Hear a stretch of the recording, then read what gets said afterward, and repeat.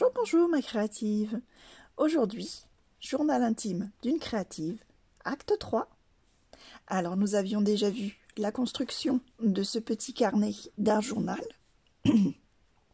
Nous avions fait, nous avions fait ensemble la couverture et aujourd'hui, je vais vous montrer comment j'ai réalisé cette première page. Allez, on y va! Alors pour cette première page, je reste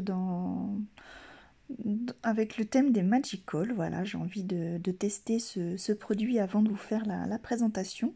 Donc là, je le mélange au gesso, voilà, pour voir un petit peu comment ça réagit. Donc là, je maintiens mon carnet avec les pinces pour pas que les pages partent dans tous les sens, que ce soit plus confortable à travailler. Donc là, j'étale ma première partie donc dans le même sens. J'aime déjà beaucoup l'effet que ça produit avec les différents pigments. Voilà, on peut voir différentes teintes. C'est plutôt joli. Donc là, je sèche au heat gun, hein, parce que j'ai pas de patience, j'ai envie, voilà, ma créativité bouillonne. J'ai envie que ce soit vite sec. Donc on est parti pour la deuxième couche dans l'autre sens. Évidemment, là, un petit peu déçue puisque les premiers effets de la première couche, en fait, disparaissent un peu, étant donné que le gesso a quand même un pouvoir couvrant. Là, en attendant que ça sèche, je viens prendre un élément voilà, que j'avais déjà teinté avec une autre poudre Magical pour tester. Là, je viens de terminer tout simplement la colorisation. Voilà, en le vaporisant dessus, en saupoudrant et en vaporisant de l'eau plutôt. Voilà, je viens le sécher en séchant bien l'excédent qu'il y a en dessous. Je le laisse un petit peu plus sécher sur le côté et là, avec un pochoir, je viens tamponner en fait des petits effets un petit peu nid d'abeille comme ça, un petit peu partout. Voilà, avec ma Distress Ink photo vintage. Voilà, et là, au drame, je déchire mon livre, voilà, un très vieux livre que j'avais chiné en brocante. Voilà, j'adore le déchirer et utiliser les pages, je trouve ça vraiment très joli. En ancrant, bien sûr, les bords, toujours avec ma Distress Ink photo vintage. Voilà, ça c'est la même couleur, comme ça rappelle un petit peu, c'est important toujours de faire des rappels de couleurs. Et voilà, et d'ancrer les bords, comme ça donne un cachet supplémentaire à ces pages déjà très sympathiques. Voilà, donc là, je décide d'utiliser ces die cuts. Voilà, donc là je les prépare au détourage. Donc pour un bon détourage, c'est important déjà de séparer en fait, je dirais, l'élément à la feuille principale et pour avoir moins de papier en fait autour qui pourrait nous déranger. Voilà, et bien sûr, c'est notre élément qui tourne et pas le ciseau. Voilà, le secret d'un très bon détourage. Vous voyez que j'y vais vraiment par petites parties pour être bien plus précise. Donc je ne sais pas trop encore où utiliser, où coller ces fleurs. Donc voilà, pour le moment je vais les mettre de côté. J'y réfléchis et je vais continuer avec mes pochoirs et mes tests avec la poudre Magical, où là je vais prendre la pâte à structure transparente pailletée et je vais y mettre la poudre Magical Magenta. Voilà, donc là je l'applique sur mon pochoir Ciaobella. Voilà, c'est magnifique arabesque. Voilà, donc ça nous donne déjà une teinte assez jolie, bien prononcée. J'aime beaucoup. Donc là, j'en rajoute un peu. L'avantage, c'est que voilà, on peut faire vraiment la teinte la teinte souhaitée, plus on met de pigments, forcément, plus vous aurez la teinte, une teinte bien prononcée. Là, tout simplement, voilà, j'étale le restant de mon couteau et ce que j'ai sur mon plan de travail sur la feuille. Voilà, ça apporte un peu de paillettes. Voilà. Là, j'en colle tout simplement mon élément principal. Voilà, je viens bien coller. Là, donc avant de coller mes fleurs, forcément, je les ancre toujours avec ma Distress Ink Photo Vintage. Voilà, toujours la même encre hein, pour rester dans les teintes. On part pas dans tous les sens.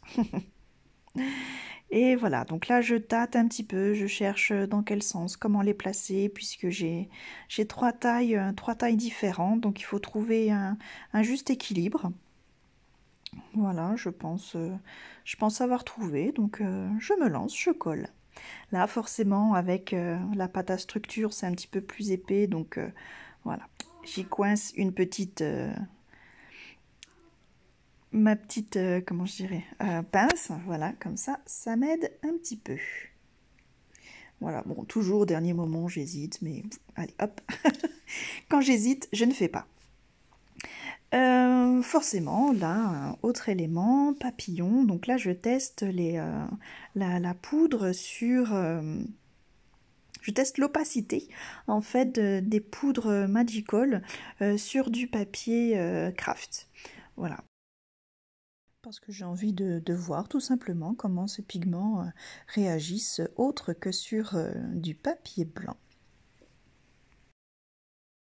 Voilà, donc je sèche une première fois pour voir et voilà, je suis assez contente puisque on peut voir sur le gros papillon, voilà, que le mica ressort vachement bien quand même, hein, on voit un petit peu les reflets verts. Là, je me dis, voilà, le restant que j'ai sur le pinceau, ben, je vais rajouter une petite couche pour accentuer justement ces effets-là, ça peut être que mieux. Et au final, j'ai vraiment bien fait puisque... ça uniformise un petit peu le tout et oui, ça ressort, les paillettes, la brillance ressort vraiment mieux. Donc là, je colle déjà un premier papillon craft, voilà, qui va me servir de base pour ce deuxième qui est un petit peu ajouré. Voilà, j'aime bien mettre une base. Et voilà, bon, j'aurais peut-être dû l'ancrer, j'ai pas pensé sur le coup. Ouais, je pense que j'aurais dû l'ancrer quand même. Et vous voyez, entre-temps, j'ai trouvé la place de la dernière rose. Là, je cherche, je tâte une petite place pour cette petite étiquette message. Forcément, comme mon élément principal est déjà pas mal coloré, il faut que je fasse voilà, une petite technique avec un morceau du livre pour le faire ressortir, sinon il aurait été fondu avec cette fée et la lune. Donc voilà, j'y mets tout simplement, vous voyez, un petit morceau de livre et hop, en matage. Et tout de suite, c'est nettement mieux. Alors, je vais y tamponner un petit texte.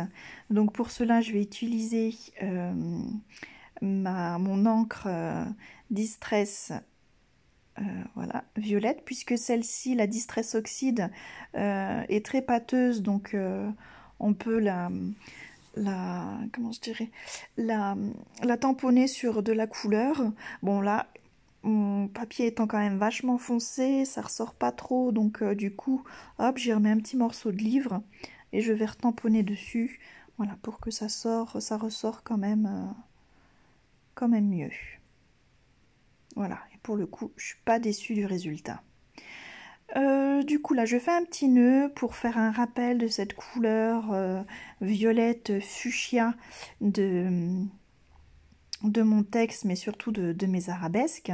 Voilà, avec ce joli ruban organza.